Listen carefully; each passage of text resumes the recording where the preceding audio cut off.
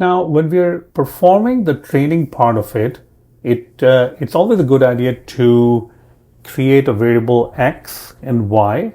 X will be all of our features, and y would be basically the answer key or the target columns. So x equals to df, which is our data frame, dot drop. Drop only one column we're going to drop, which is a target column, and it's called lung cancer, right? And make sure that I spell it correctly everywhere, okay? And it will be the column, so I'll say axis equals to 1. And y will be equals to the lung cancer column. Great. Let's go ahead and execute that. Perfect. Now we don't really have that many rows, right? I mean, we only have, what, like 309 rows? But even in that, we should be able to use train test split. And I'm just going to import it over here. I mean, I can import it on the top, but let's just import it over here. That's fine. Train test split over here. And now we can actually use that function, just like the last time that we used it. Train test split, x and y. X are all the features. Y is kind of like the answer key. The test size is going to indicate how many records we want to use for testing. So I'm going to just pass in 0.2. And random state going to pass in 42, but you can pass in any number you want.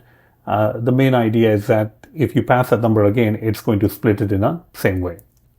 And it's going to return us something. It's going to return it x train, x test, y train, y test. All right, so that is what it's going to return us. Great. We can always take a look at how many items are in xtrain. That will be the 80%. So only 247. That's basically not much, but we'll go with that. And what about xtest? Well, that will be 20%, 62. So we're only going to test it with 62 items. All right. Okay. So what other things do we need? Well, if you look at our data and look at the age column, that is something that we can use standardization, right? So we can actually standardize this column. Now, all the other columns, they don't really need standardization because they're kind of like binary columns. You can see it's either 1 and 2, 1 and 0, so these kind of things going on. So only column that we need to standardize will be the age column. So I'm going to go ahead and create numeric features, and I'm going to assign simply age because that's the only column that I want to standardize. But before even doing that, I want to import a couple of different things. And again, I'm just going to import it right over here. You can go ahead and import it on the top, but we're just having that flow. I don't want to go up and down again. So I'm just going to import it over here. Okay, so we got numeric features over here, and now I can create a preprocessor. Preprocessor equals to column transformer, because we have already imported that. And let's go ahead and say what transformers we're going to be using. All right. Now in this one, it's kind of simple because we're not really using that many transformers. The only thing we want to do is to standardize the age column, right? So I'm just going to say num, and I'll say standard scalar.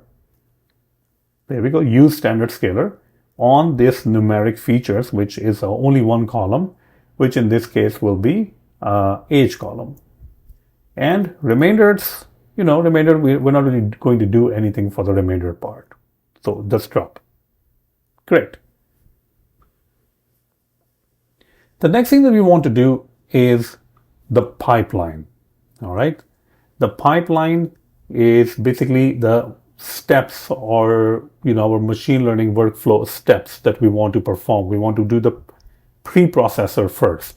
Then we want to do some sort of an algorithm like logistic regression or random forest classifier or any other classification. So that can be many different classification things that you can use.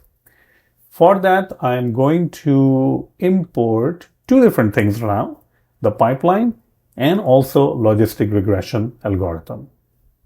All right. Next, let's go ahead and create the pipeline. So pipeline equals to pipeline, and in the pipeline we will have steps. Steps can be array, so let's go ahead and create an array.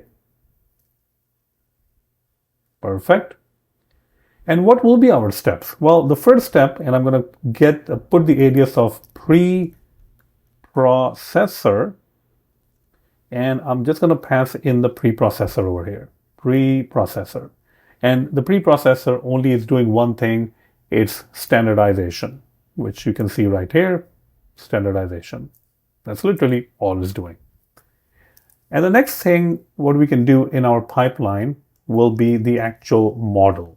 Like what kind of algorithm that we are going to be using to make sure that we are classifying things. And over here, I'm just going to use logistic regression.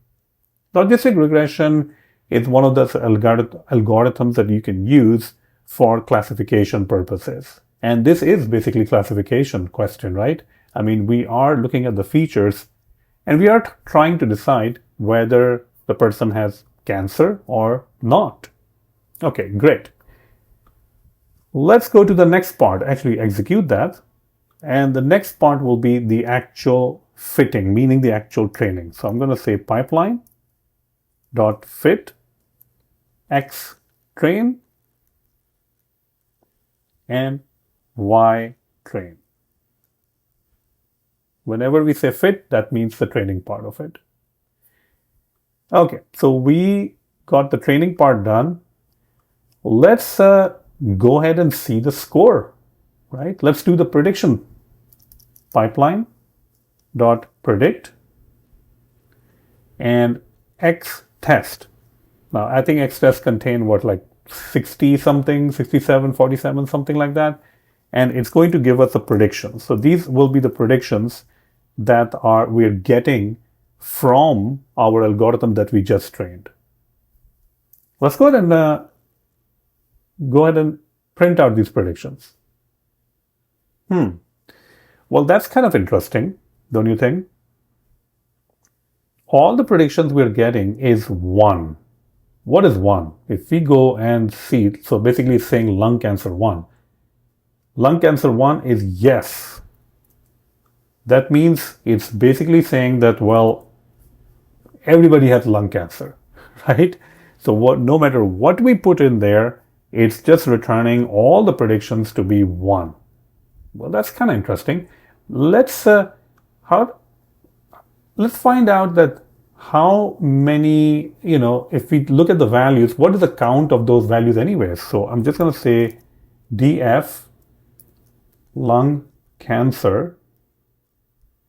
There we go. Okay. And what we can do is we can call a function called value underscore counts.